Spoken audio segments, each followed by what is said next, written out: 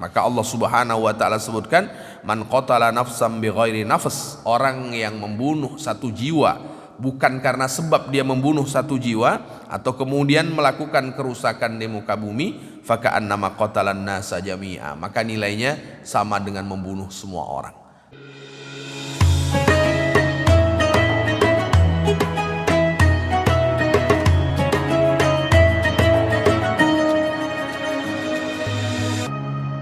Assalamualaikum warahmatullahi wabarakatuh.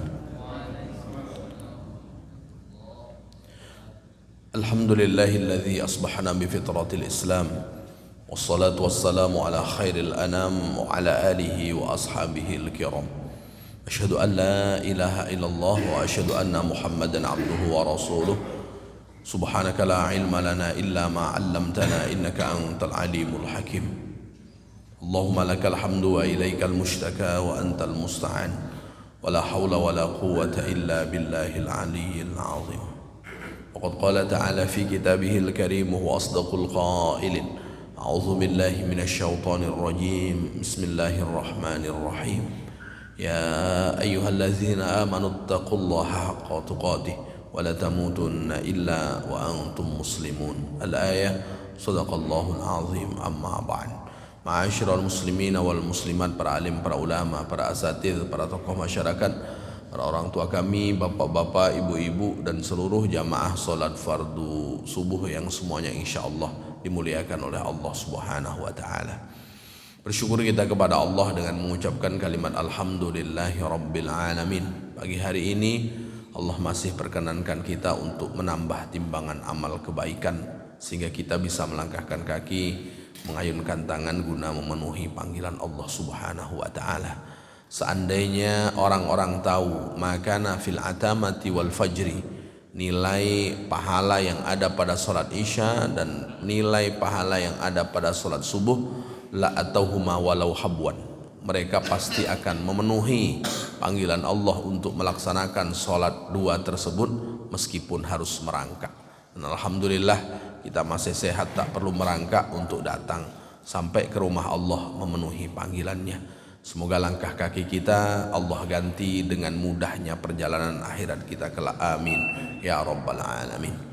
Bersalawat kita kepada baginda Rasul dengan mengucapkan kalimat Allahumma salli ala sayyidina Muhammad wa ala ali sayyidina Muhammad. Assalamu alayka ya Rasulullah. Seraya berharap semoga kita menjadi bagian dari umat Rasul yang kelak mendapat syafaatnya di padang mahsyar. Allah izinkan kita berkumpul, berjumpa dengan beliau di dalam surganya. Amin ya rabbal alamin.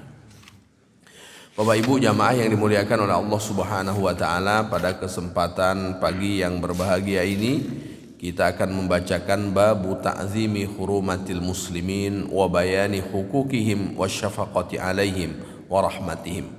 Bab mengagungkan kemuliaan orang-orang yang beriman dan kemudian menjelaskan hak-hak mereka dan menghadirkan rasa sayang terhadap mereka. Dalam bab ini pertama Imam Nawawi mengutip firman Allah Subhanahu wa taala dalam surat Al-Hajj, a'udzu billahi minasyaitonir rajim, wa may yu'azzim hurumatillah fahuwa khairul lahu 'inda rabbih. Siapa yang mengagungkan hurumatillah, hurumatillah itu hal-hal yang dimuliakan oleh Allah Subhanahu wa taala, maka itu baik baginya di sisi Tuhannya. Dalam keterangan yang lain Imam Nawawi juga mengutip firman Allah Subhanahu wa taala, dzalika wa may yu'azzim sya'airallah fa innaha min taqwal qulub. Yang demikian itu, dan siapa yang mengagungkan syiar-syiar Allah, itu bagian dari ketakwaan hati. Syiar-syiar Allah Subhanahu wa taala ini sangat banyak. Satu di antara syiar Allah Subhanahu wa taala adalah rumah-rumah Allah yang ada di muka bumi. Itu bagian dari syiar-syiar Allah Subhanahu wa taala. Tak mungkin syiar itu akan mudah dikenal oleh orang melainkan dengan tanda-tanda. Satu di antara tanda itu ya berdirinya rumah Allah Subhanahu wa taala yang ada di mana-mana. Itu bagian dari syiar Allah.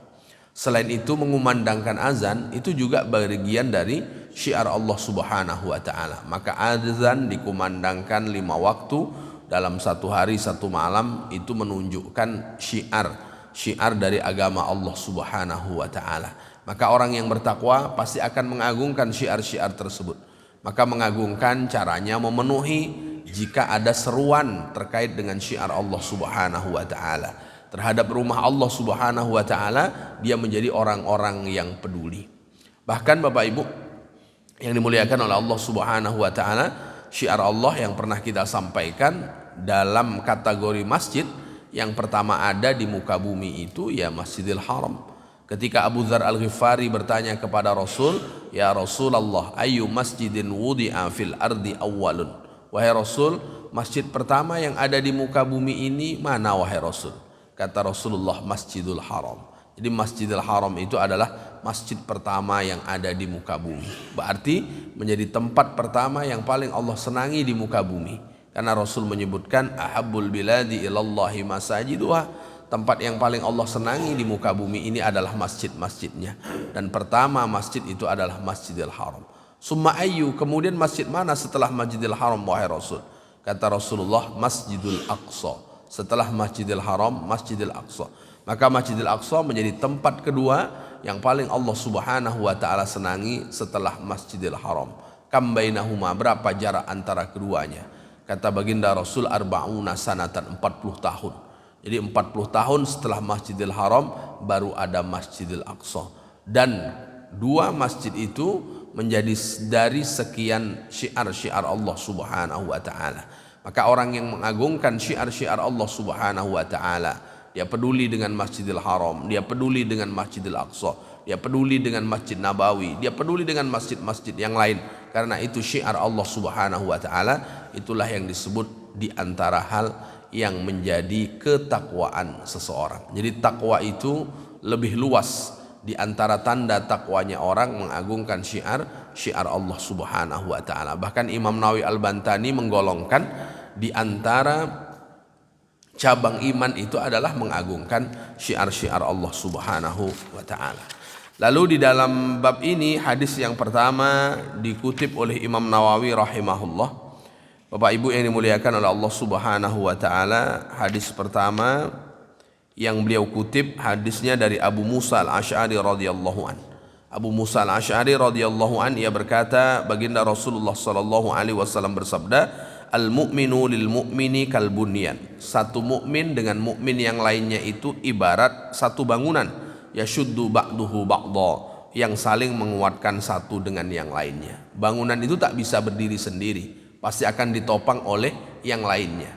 Maka masjid ini tak akan berdiri kalau hanya berbentuk bata saja, maka ditopang dengan yang lainnya. Maka begitu juga orang yang beriman, tak mungkin dia kuat dengan bersendirinya, maka satu dan yang lainnya saling menguatkan. Kenapa satu dan lainnya saling menguatkan? Karena itulah tanda orang yang beriman. Orang yang beriman itu dia tak mau hidup sendiri. Orang yang beriman itu pasti dia akan berinteraksi dengan sesama. Orang yang beriman tak mau dia mengurung diri. Orang beriman pasti kemudian dia akan bersosialisasi dengan sesama.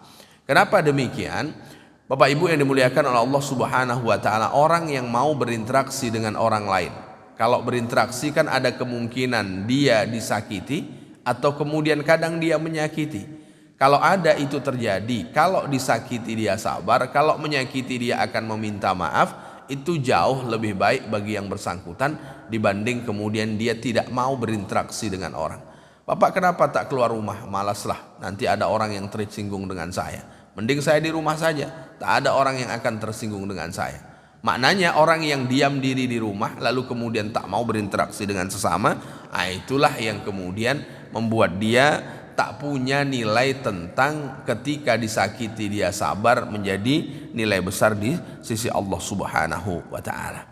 Lalu kemudian Bapak Ibu yang dimuliakan oleh Allah Subhanahu wa taala, kalau satu dan yang lainnya adalah saling menguatkan, maka orang yang melakukan pertumpahan darah adalah orang yang melakukan dosa besar. Maka Allah Subhanahu wa taala sebutkan, man qatala nafsan bighairi nafs, orang yang membunuh satu jiwa bukan karena sebab dia membunuh satu jiwa atau kemudian melakukan kerusakan di muka bumi, faka'annama qatalan nasa jami'a, maka nilainya sama dengan membunuh semua orang. Jadi orang yang melakukan kerusakan di muka bumi, orang yang menghilangkan satu nyawa, itu sama dengan nilainya menghilangkan semua nyawa orang. Dan kerusakan di muka bumi ini Bapak Ibu tentu luas. Kalau apa yang dilakukan oleh Israel itu yang dibunuh bukan satu nyawa. Lalu kemudian yang dia lakukan bukan hanya sekedar membunuh, tapi juga melakukan kerusakan di muka bumi. Dan Islam hadir bukan mengajarkan untuk melakukan kerusakan di muka bumi. Islam hadir juga bukan mengajarkan untuk kemudian melakukan pertumpahan darah. Kenapa demikian? Karena jiwa, lalu kemudian nyawa, darah, itu menjadi kemuliaan bagi setiap orang. Kalau itu menjadi kemuliaan bagi setiap orang, maka haram melakukan pertumpahan darah karena sudah dimuliakan oleh Allah Subhanahu wa taala. Bapak Ibu yang dimuliakan oleh Allah Subhanahu wa taala.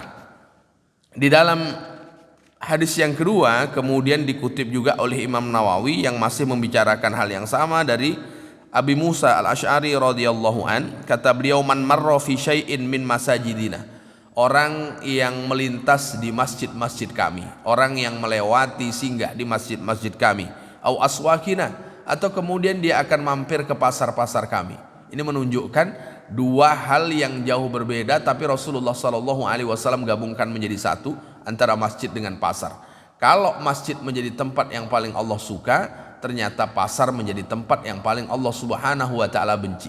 Tapi bukan bermakna Rasulullah tidak pernah pergi ke pasar, meskipun itu adalah tempat yang paling Allah Subhanahu wa taala benci. Menjadi tempat yang Allah benci bukan karena tempatnya, tapi karena perilaku orang yang ada pada pasar tersebut. Nah, ini yang dimaksud. Lalu kemudian wa ma'ahu nablun, kalau seandainya dia melewati, melintasi masjid, melintasi pasar, lalu kemudian dia sedang memegang tombak, maka apa yang Rasulullah SAW ingatkan, falyumsik, maka peganglah dengan baik. Kenapa? Supaya tidak melukai orang. Peganglah dengan baik, selamatkan dengan baik, supaya kemudian tidak ada orang yang terluka dengan tombak yang dia bawa. Maknanya, kalau kita sedang bepergian lalu kemudian kita membawa senjata, pastikan senjata kita itu aman dan tidak akan melukai oleh orang lain. Maka meletakkan senjata sembarangan itu berbahaya. Makanya kemudian jauh-jauh sebelumnya Rasulullah SAW sampaikan, au liyaqbid ala nisaliha bikaffihi ayusiba ahadan minal muslimin, atau kemudian pastikan bahwa tombak itu ada di sarungnya supaya kemudian tidak menimpa kepada salah satu di antara orang-orang muslim. Ini menunjukkan bahwa sesuatu yang bisa melukai orang, maka pastikan sesuatu itu kita letakkan di tempat yang aman supaya kemudian tidak melukai orang lain. Begitu Islam. Sedangkan sesuatu yang berbahaya saja Islam mengingatkan, apalagi kemudian membahayakan orang. Inilah yang kemudian bahwa Islam mengajarkan kepada kita tentang kasih sayang. Islam mengajarkan kepada kita tentang ada kemuliaan-kemuliaan pada orang, sehingga kemuliaan itu perlu kita hormati dan kemudian perlu kita jaga. Sehingga ketika akan ada sesuatu yang akan menghilangkan kehormatan orang, akan menghilangkan nilai sayang, maka pastikan bahwa sesuatu yang kita bawa itu aman untuk kemudian tidak melukai orang lain. Ini yang disebutkan oleh baginda Rasul sallallahu alaihi wasallam. Jadi kalau kita membawa sesuatu yang ada potensi untuk melukai orang, ya pastikan letakkan di tempat yang aman. Kalau ada obat, mohon maaf, obatnya itu obat keras, ya pastikan letakkan di tempat yang aman supaya kemudian tidak diraih oleh anak dan kemudian lain sebagainya. Kalau untuk konteks sekarang ya sampai pada hal seperti itu. Nu'man bin Bashir radhiyallahu anhuma berkata, baginda Rasulullah sallallahu alaihi wasallam bersabda, "Masalul mu'mini fi tawaddihim, bahwa perumpamaan orang muslim di dalam kasih sayang mereka, lalu kemudian wa tarahumihim wa ta'atufihim mislul jasad." Jadi seorang mukmin, perumpamaan orang-orang mukmin di dalam mereka berkasih sayang, di dalam mereka saling menyayangi, itu tak ubahnya seperti satu anggota tubuh. Satu anggota tubuh itu idza stakka minhu udwun tada'a lahu sairul jasad bis-sahar wal huma. Kalau ada satu anggota tubuh itu yang sakit, maka juga akan ada efeknya dengan anggota tubuh yang lainnya. Pasti akan ada. Contoh sederhana begini, Bapak Ibu yang dimuliakan oleh Allah Subhanahu wa taala. Kalau yang sakit gigi kita, kira-kira terasa oleh semua badan atau hanya gigi saja, Bapak Ibu? Maka semua badan terasa. Itulah Kalau yang sakit satu semua badan terasa, maka begitu juga mukmin dengan mukmin yang lainnya. Itu yang berat kita hadirkan di dalam diri. Orang lain sakit, kita merasa sehat, kita tak merasa sakit. Karena itu belum sampai pada level yang tertinggi yang disebutkan oleh baginda Rasul sallallahu alaihi wasallam. Orang-orang sebahagian di Palestina saat terjaga di waktu pagi, tak lagi bisa melihat suaminya, tak bisa lagi melihat istrinya, tak lagi bisa melihat anak-anaknya, tak lagi bisa melihat orang-orang tuanya. Lalu kemudian kita tidak merasakan kesedihan seperti yang mereka rasakan karena kita belum sampai pada level yang sesungguhnya. Kalau sudah sampai pada level yang sesungguhnya, maka derita yang diterima, yang dialami oleh sesama muslim, itu kita juga merasakan hal yang sama. Jadi kalau sudah sampai pada titik merasakan hal yang sama, ini pada tingkatan yang luar biasa. Maka rasa sayang itu muncul sampai pada titik ketika dia sakit kita merasakan. Itu puncak rasa sayang. Tapi kalau kemudian sayang hanya dalam bentuk kata, lalu kemudian ketika sakit hanya dia yang merasa dan kita tidak bisa merasa, itu belum sampai pada puncak yang sesungguhnya. Karena puncak sesungguhnya kasih sayang itu sampai sedemikian, dan itu perumpamaan sesama mukmin yang disebutkan oleh baginda Rasul sallallahu alaihi wasallam. Kalau sudah di dunia seperti itu, maka Bapak Ibu yang dimuliakan oleh Allah, sampai di akhirat pun dia tidak akan pernah menikmati fasilitas yang Allah berikan sebelum berjumpa dengan kawannya, sebelum berkumpul dengan kawannya. Dia akan mencari kalau kawannya tidak berada di dalam surga Allah Subhanahu wa taala, bermula dari kasih sayang saat berada di dunia. Maka penting untuk kemudian menjalin kasih sayang ini dengan baik, supaya kemudian kita termasuk orang-orang yang dikumpulkan juga di dalam surga Allah Subhanahu wa taala. Sayyidah Aisyah juga menceritakan, qalat qadimana sun minal a'rab ala Rasulillah sallallahu alaihi wasallam. Ada seseorang yang dia tinggalnya tidak di kota Madinah, tapi dia tinggalnya agak di jauh dari kota Madinah. Lalu kemudian mereka berkata, atuqbaluna sibyanakum. Lalu kemudian Rasulullah sallallahu saat kemudian mereka datang kepada Rasulullah sallallahu alaihi wasallam, lalu kemudian ia bertanya kepada Rasul dan sahabat-sahabat, atuqbaluna sibyanakum, apakah kemudian kalian mencium anak-anak kalian? Artinya orang kampung datang kepada Rasulullah, ada para sahabat-sahabat Rasulullah sallallahu alaihi wasallam, kemudian mereka bertanya, apakah kebiasaan orang-orang Madinah itu mencium anak-anaknya? Lalu kemudian kata orang-orang Madinah, Rasul dijawab oleh Rasulullah, faqal na'am, iya. Qalu lakinna wallahi man nuqabbilu.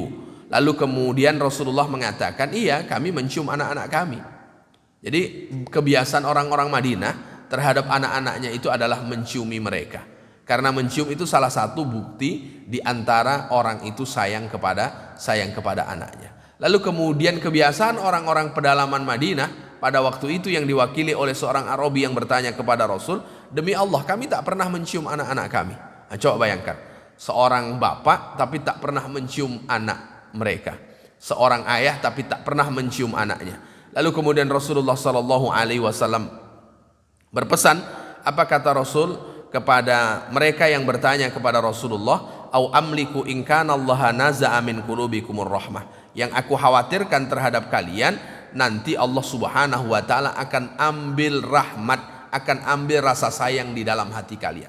Orang itu kalau sudah hilang rasa sayangnya, termasuk dengan hal yang sederhana mencium anak, itu yang paling dikhawatirkan kalau rasa sayang itu Allah Subhanahu wa taala cabut.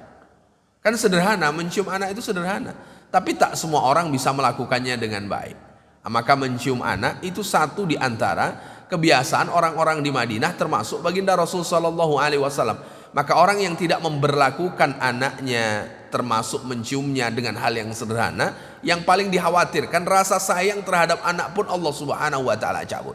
Jadi apapun yang terjadi pada anak tidak muncul rasa peduli. Kenapa? Karena Allah Subhanahu wa taala sudah cabut rasa sayangnya. Maka sederhana, bapak-bapak, ibu-ibu, ya terhadap anak ciumlah. Kenapa? Karena beda sentuhan mak, sentuhan ayah jika kemudian diterima oleh seorang anak. Saya sudah menjadi ayah, saya juga pernah menjadi anak, sampai sekarang juga statusnya masih menjadi anak. Kalau kemudian kita demam, seusia saya 43 tahun, itu beda kalau kemudian saya demam dipegang istri dengan saya demam dipegang anak, itu berbeda.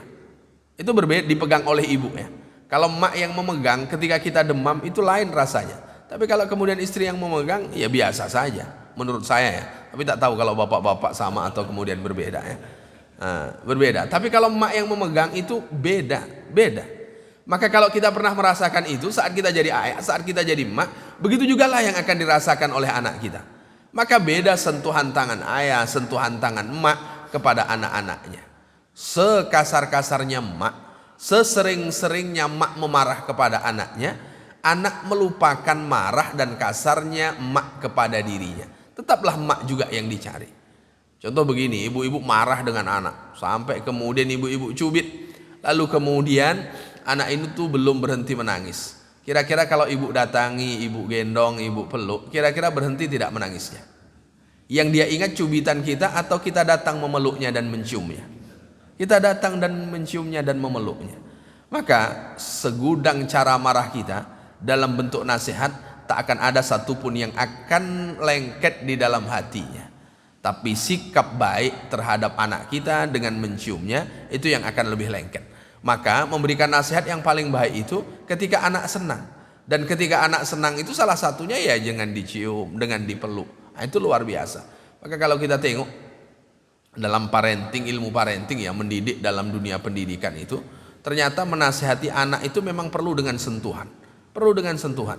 Jadi contoh umpamanya ketika kita menasihati anak dengan dipeluk, lalu kemudian kita berikan nasihat, itu jauh lebih akan punya efek dibanding kemudian kita memberikan nasihat sambil marah. Dan jauh-jauh sebelumnya Rasulullah SAW sudah mengajarkan, di Madinah biasa seorang ayah menciumi anaknya, biasa bagi seorang ayah memeluk anaknya. Ini kan kalau ibu memeluk anaknya sudah normal. Tapi kalau ayah kemudian memeluk anaknya, ini kan jarang berlaku.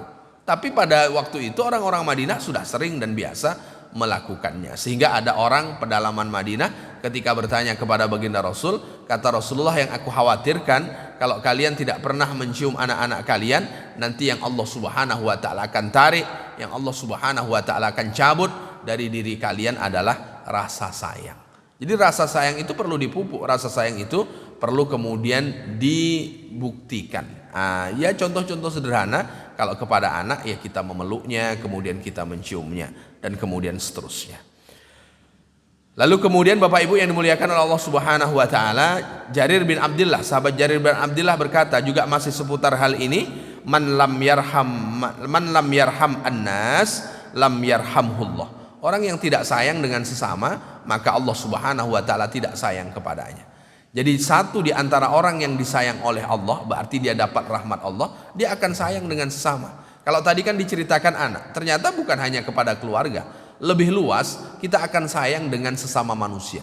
Kalau hadis sebelumnya tadi berbicara sayang dengan sesama mukmin, lalu kemudian hadis yang ini ternyata sayang itu Rasulullah SAW jelaskan bukan hanya kepada sesama mukmin, bukan hanya kepada keluarga, tapi juga kepada semua manusia.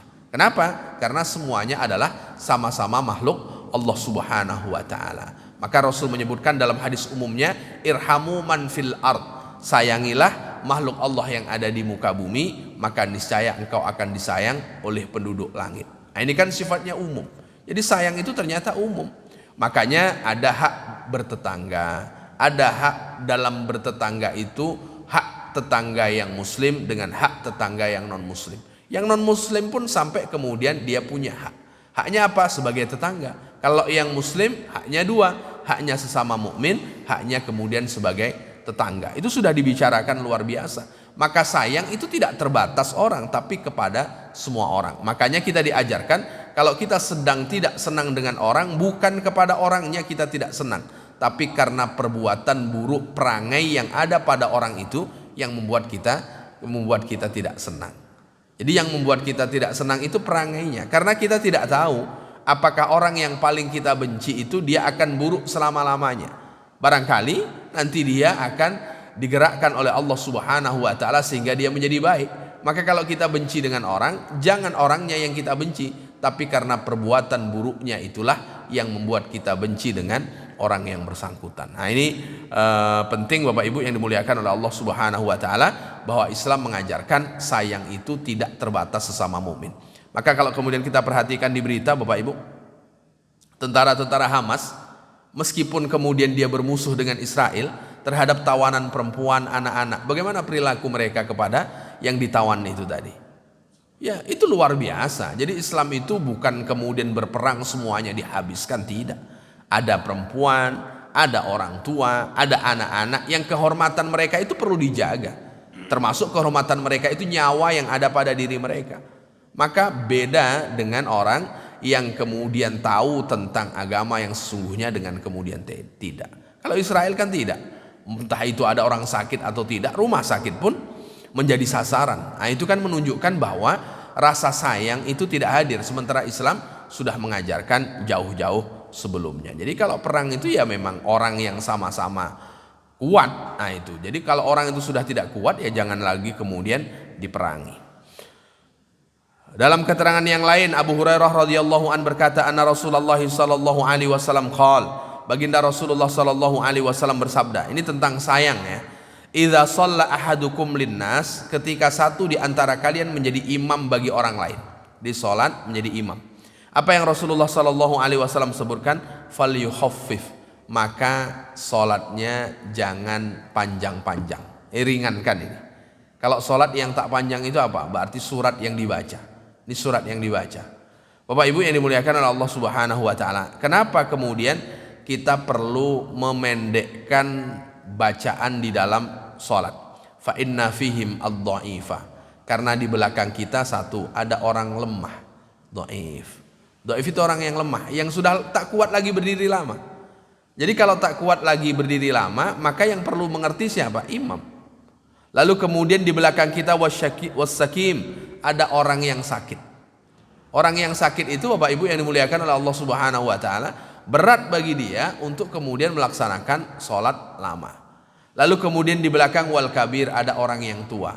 Orang yang tua ini beda dengan orang muda. Orang tua ini dah tak kuat betul berdiri lama. Maka yang disebutkan memendekkan sholat itu pada bagian bacaan. Bacaan surat maksudnya. Bacaan surat. Karena yang lainnya itu sulit untuk dipendekkan. Yang paling memungkin dipendekkan itu ya bacaan surat yang dibaca di dalam sholat. Fa idza shalla ahadukum li nafsi falyutawwil ma syaa. Kalau sholat sendiri panjanglah sesanggup dirimu. Kalau sendiri mau baca 3 surat, 4 surat silahkan. Tapi kalau kemudian sholatnya menjadi imam, maka bacalah yang pendek. Tapi pendek ini Bapak Ibu jangan pendek menurut perspektif kita saja. Yang pendek ini yang mana yang dimaksud yang pendek ini? Yang pendek itu kalau kemudian kita tengok keterangan Imam Nawawi rahimahullah, bahwa di dalam Al-Quran itu dibagi menjadi 3. Ada yang kemudian namanya qisarul mufassal. Ada surat-surat yang sangat pendek. Surat-surat yang pendek itu dimulai dari surat Ad-Duha sampai surat An-Nas. Itu pendek itu. Padahal di dalamnya ada Al-Bayyinah ya. Nah itu dihitung pendek itu. Kalau kita Al-Bayyinah panjang atau pendek Bapak Ibu? Ah nih, kadang memahami hadis ini tapi kemudian hanya sepenggal hadis ini, sementara keterangan mana surat pendek, mana surat panjang kita tidak tahu. Pendek bagi kita ya inna a'tainakal kautsar, qul huwallahu ahad, itu baru pendek. Ternyata ad-duha itu hitungannya pendek. Lalu kemudian al-bayyinah lam yakunil ladzina kafaru min ahlil kitab, itu juga hitungannya pendek itu. Itu hitungannya pendek. Maka keterangan para ulama pendek itu dibaca kapan? Dibaca itu waktu sholat maghrib. Jadi waktu maghrib itu pilihannya itu. Itu hitungannya pendek. Maka kalau imam membaca Sabbihisma rabbikal a'la, imam tak ngamalkan hadis Rasul nih, tak sayang dengan kami. Itu buktinya yang dibaca Sabbihisma rabbikal a'la. Nah, itu umpamanya kan. Nah, ternyata Sabbihisma rabbikal a'la itu masuk dalam kategori tengah. Tengah itu mulai mana? Mulai dari An-Naba sampai sebelum Ad-Duha, itu hitungannya tengah. Lalu kemudian di atasnya lagi baru kemudian itu dihitung sebagai surat yang panjang. Yang tengah dibaca ketika sholat asar dengan kemudian sholat isya, yang panjang itu dibaca di waktu subuh. Di waktu subuh. Tapi dengan catatan jika memang di belakangnya orangnya kuat. Ya kalau tidak kuat ya yang pendek-pendek sajalah. Kalau memang orangnya tidak kuat bagaimana? Kalau namanya tidak kuat. Karena di belakang kita ini kan makmumnya macam-macam. Sehingga orang yang tidak kuat sholat berdiri itu boleh dengan sholat dengan dengan duduk. Satu di antara penyebab tak kuat lagi berdiri ini kan karena faktor usia. Jadi rasa sayang itu diajarkan sampai seorang imam pun jangan menjadi imam tak sayang dengan makmumnya.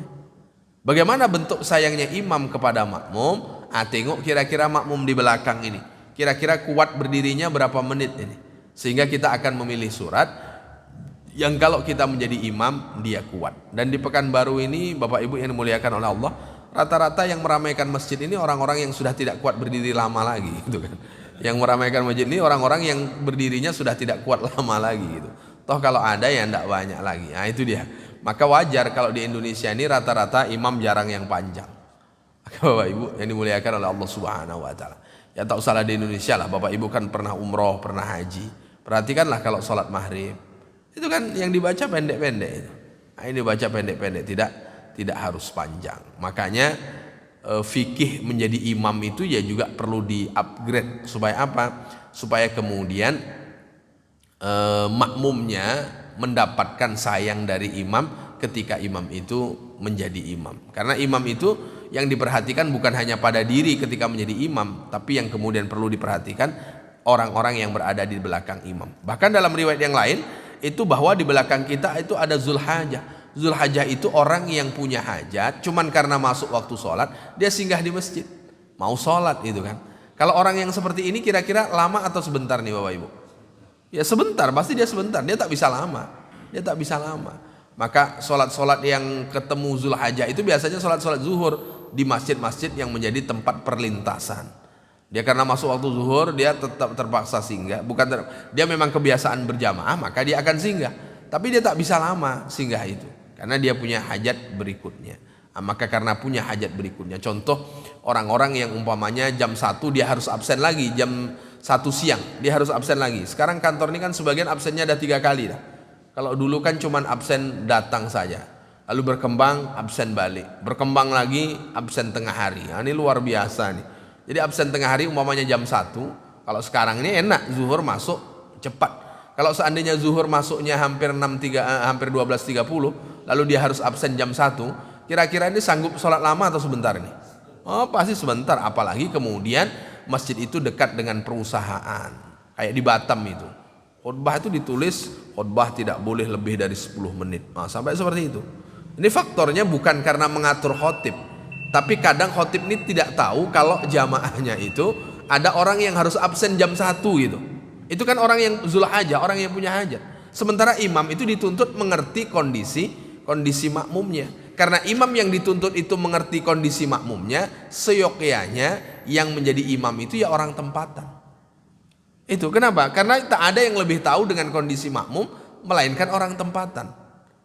Nah, di Pekanbaru ini sayang pula Bapak Ibu, hampir semua masjid jarang ketemu imamnya orang tempatan.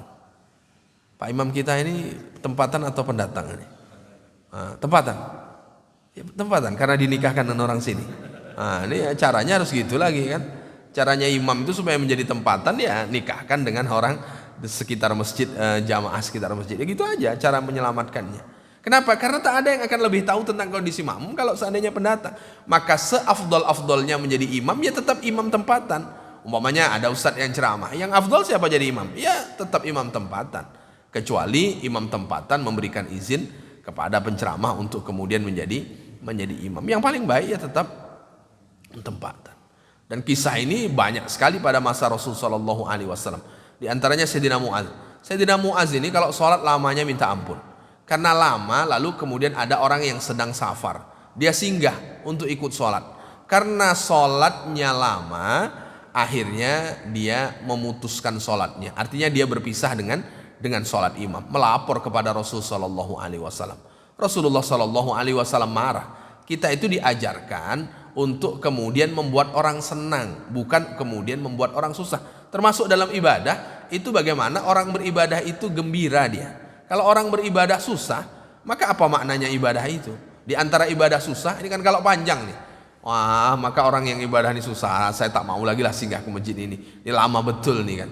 Nah, ini kan menunjukkan bahwa orang ibadah itu yang diajarkan adalah bagaimana kita beribadah itu gembira, bukan kita beribadah itu justru menjadi susah. Maka ketika ibadah itu bergembira, satu di antaranya sikap imam itulah yang kemudian harus mengetahui di antara kondisi-kondisi makmum. Dalam riwayat yang lain, Sayyidah Aisyah radhiyallahu anha juga kemudian menceritakan dari Rasulullah sallallahu alaihi wasallam, nahahumun nabiyyu sallallahu alaihi wasallam anil wisah rahmatan lahum. Rasulullah sallallahu alaihi wasallam melarang untuk melakukan puasa wisol. Puasa wisol itu apa? Yang waktunya berbuka dia tidak berbuka tapi dilanjut. Ada nanti orang yang berbukanya umpamanya jam 12 malam. Seharusnya kan jam 6:04 dia berbuka. Tapi ternyata dia sambung nanti sampai malam. Itu Rasulullah SAW larang. Maka ibadah itu tak ada yang seharusnya kemudian menyusahkan hamba untuk kemudian melakukan ibadah tadi. Maka kita tengok, kalau seandainya dulu sholat 50 waktu Bapak Ibu, kira-kira susah tidak kita? Oh sangat susah. Sampai kemudian 5 itu pun lah yang kemudian membuat paling ringan. Coba kita tengok waktunya dari 5 itu.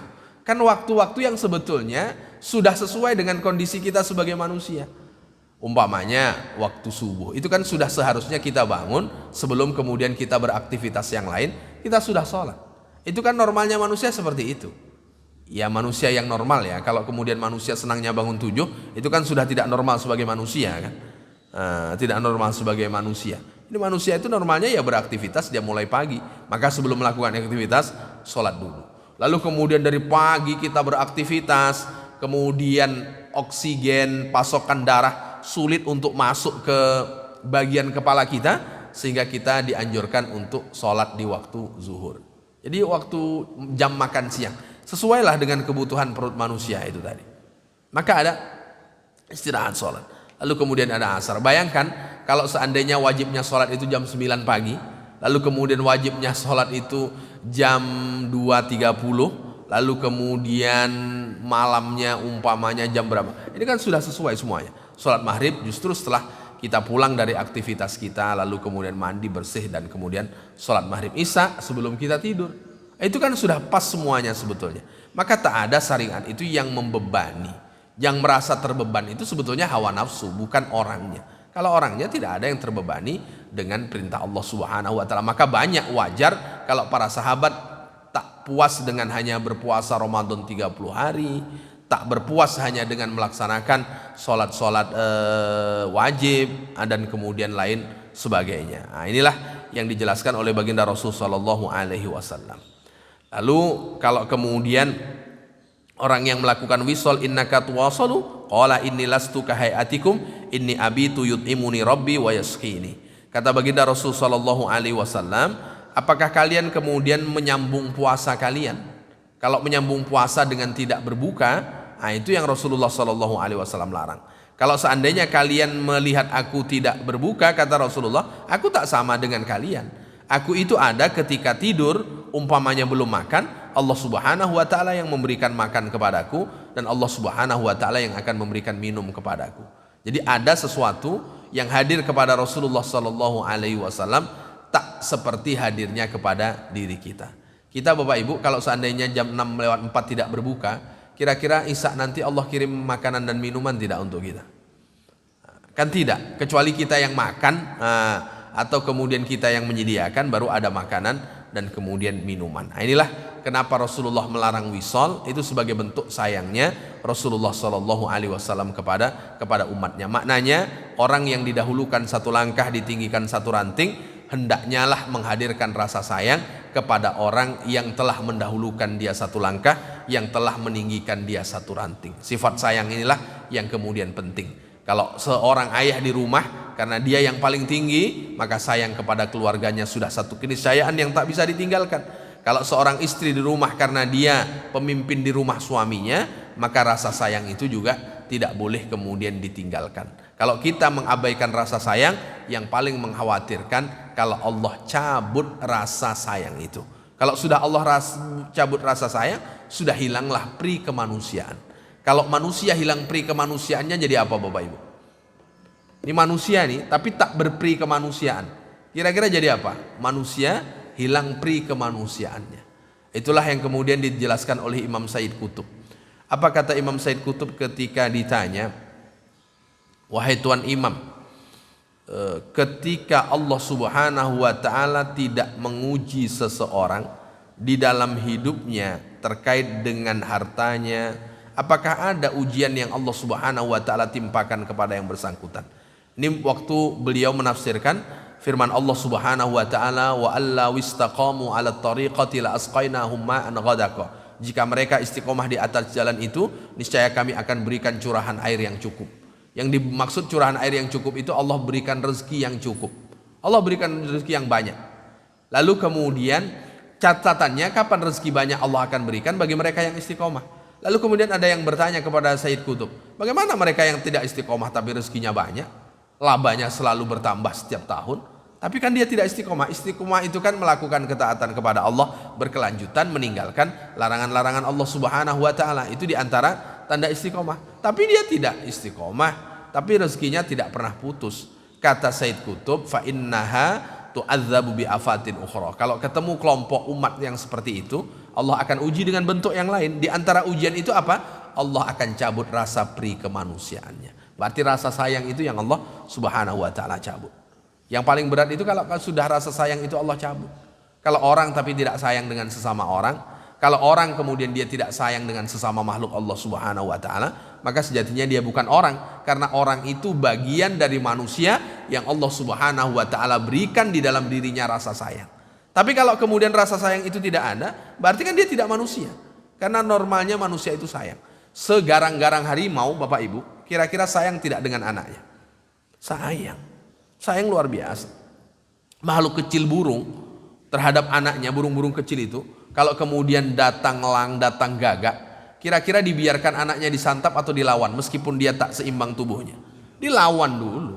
Urusan kalah belakangan. Tapi rasa sayang itu luar biasa. Kalau kepada orang yang dekat dengan kita tidak sayang kita, lalu bagaimana akan timbul rasa sayang kepada orang yang jauh? Nah itu, maka dimulai dari yang dekat, dimulai dari keluarga, lalu kemudian tetangga, lalu kemudian kalau tidak tetangga berarti kerabat, dan kemudian seterusnya. Ini beberapa yang kita bacakan pada pagi hari ini. Mungkin ada yang ingin ditanyakan dan didiskusikan, Bapak Ibu, dipersilahkan sambil menunggu. Baik, jika tidak ada, demikian tutur kata yang kurang berkenan saya mohon maaf. Sama-sama kita tutup dengan doa kafaratul majelis. Subhanakallahumma wa bihamdika asyhadu an la ilaha illa anta astaghfiruka wa atubu ilaik. Assalamualaikum warahmatullahi wabarakatuh.